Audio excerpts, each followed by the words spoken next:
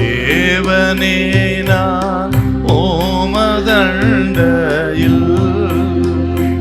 இன்னும் நெருங்கி சேர்வதே என் ஆவல் பூமியில்.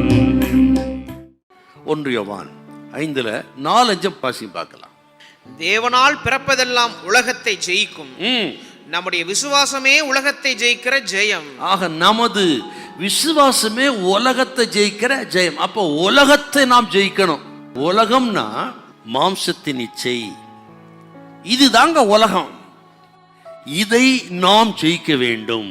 அப்படி யாரெல்லாம் ஜெயிக்கிறார்களோ அவர்கள் தான் ஜெயம் பெற்றவர்கள், அவர்கள் தான் அவருடையவர்கள்.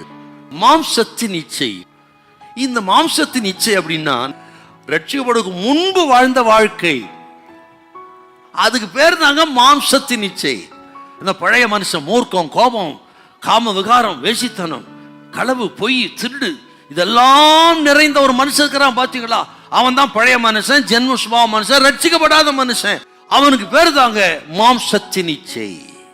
இந்த பொதுவான சுபாவம் அதெல்லாம் ரட்சிக்கப்படுறதுக்கு முன்னாடி இப்படிப்பட்ட நமக்குள்ள இருந்த பொதுவான சுபாவம் என்ன? பசி, தாகம், ஆசை, இச்சைகள், இதெல்லாம் பொதுவான சுபாவம்.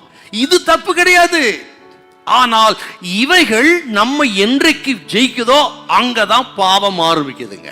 குறிப்பா உங்களுக்கு சொல்றேன், இப்போ பசி அது எல்லாருக்கும் வேணும், அது இல்லைன்னா அவ்வளவுதான். சாப்பாடு வேணும், அது இல்லைன்னா அவ்வளவுதான். ஆனால் இந்த சாப்பாடு நம்ம ஜெயிச்சிடக்கூடாது, போஜன பிரியனா மாறக்கூடாது. அதுதான் மாம்சத்தின் இச்சை. பெருந்திண்டியினாலும் லௌகிக கவலைனாலும் லூக்கா 21 சொல்றாரு, கடைசி நாள்ல எப்படி இருக்குமா உலகம்? பெருந்திண்டி, வாடுறதுக்காக சாப்பிட்றவன் இருக்கிறான், சாப்பிட்றதுக்காகவே வாடவன் இருக்கிறான். இது கடைசி நாட்களை பாருங்க, எப்பவும் இல்லாத அளவுக்கு இப்ப சாப்பாட்டு பிரியர்கள் ரொம்ப அதிகமாயிட்டாங்க. ஆக சாப்பாட்டுக்காகவே வாடுறது. நிறைய பேர் இந்த சாப்பாடு போஜன பிரியம் ஜெயிச்சிருச்சு, விட முடியல. அதுக்கு பேரு தாங்க மாம்சத்தின் இச்சை.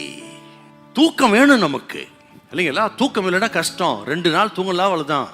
ஆனால் நித்திரை பிரியனா இருப்பது தான் மாம்சத்தின் இச்சை. இதை நாம் ஜெயிக்கணும். இதை ஜெயிக்கிறவர்கள் தான் அவருடையவர்கள். சாப்பாட்டை ஜெயிக்க முடியும், தூக்கத்தை ஜெயிக்க முடியும்.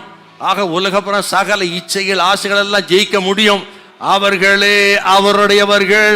இதுவரை எதெல்லாம் உங்களை ஜெயிச்சதோ அதை நீங்க ஜெயிக்க போறீங்க.